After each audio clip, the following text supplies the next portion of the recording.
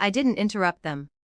My mother said it like she was explaining a small adjustment, something temporary. My father nodded along, already past it in his mind. The number, 95%, was delivered without weight, as if it didn't belong to me in the first place. I remember focusing on the table instead. There was a faint scratch near the edge, something I must have noticed 100 times growing up, but never this clearly. They waited for a reaction. It didn't come. My sister filled the silence. She leaned back in her chair, arms folded, watching me with a kind of open satisfaction. "You don't have a single penny left," she said, almost lightly. "So, I guess this is my thank you." It wasn't the words, it was how easily she believed them. For a moment, I tried to locate the version of myself they were speaking to, the one who would panic, argue, try to reclaim something already decided. But that version felt distant, like a habit I'd already outgrown without realizing. I nodded once, not agreement. Just acknowledgement. My mother mistook it for acceptance. "It's not gone," she added quickly.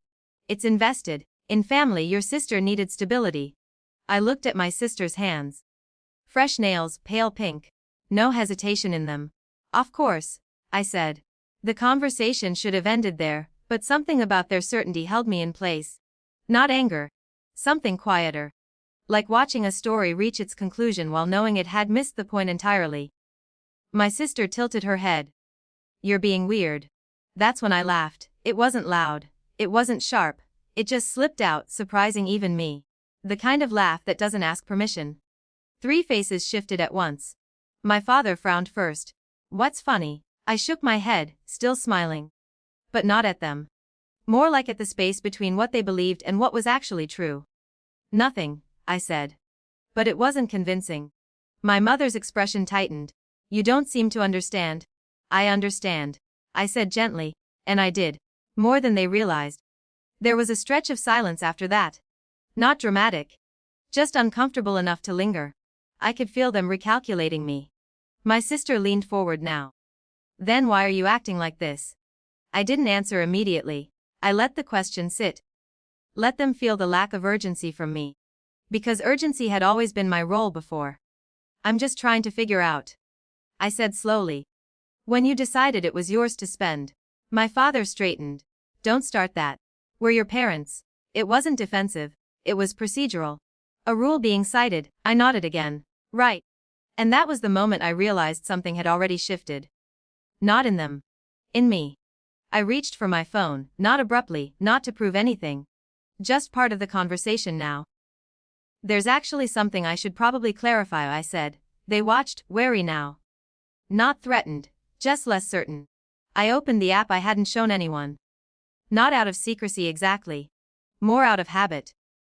Some things don't need witnesses while they're still becoming real. My sister sighed. "What, are you checking the 0?" I didn't respond to her. I turned the screen slightly toward my father instead. He squinted at it. Then leaned closer. "What is this?" "It's the account those savings were linked to," I said. "That's not the one we accessed." "I know." That was the first clear break. Not loud, not dramatic, but unmistakable. My father looked at me, really looked this time. "Explain." I kept my tone even. "The account you had access to was a holding account. I moved most of it out a while ago." "While ago," my mother repeated. "About a year." My sister's expression changed first. Not shock. Something sharper. Like irritation at being left out of something she assumed she understood. "That doesn't make sense," she said. "Why would you do that?" I thought about answering honestly. About explaining the slow accumulation of small realizations. The way certain conversations had started to repeat themselves over the years. The assumptions.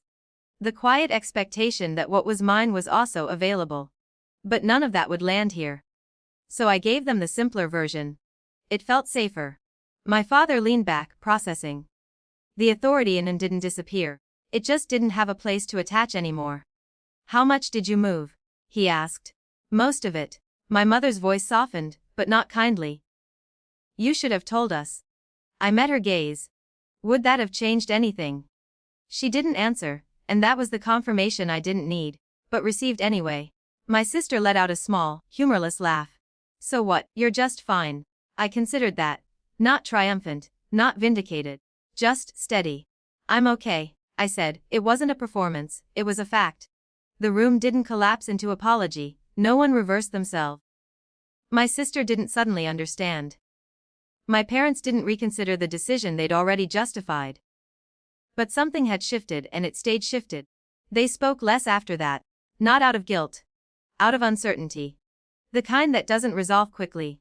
I didn't push it further. There was no need to outline everything. No need to reclaim the part they had already spent. That part, strangely, no longer felt central. When I stood to leave, my mother asked, "You're not upset?" I paused at the doorway. I said. Just not today. That seemed to unsettle her more than anything else. Outside, the air felt the same as it always had. Nothing marked the moment as significant except the quiet absence of some I used to carry. Not the money. The assumption. I walked to my car, unlocked it, and sat for a second before starting the engine. There was no sense of victory waiting there. No satisfaction to collect. Just a clear, steady understandings. They hadn't taken what mattered. And they never really had access to it in the first place.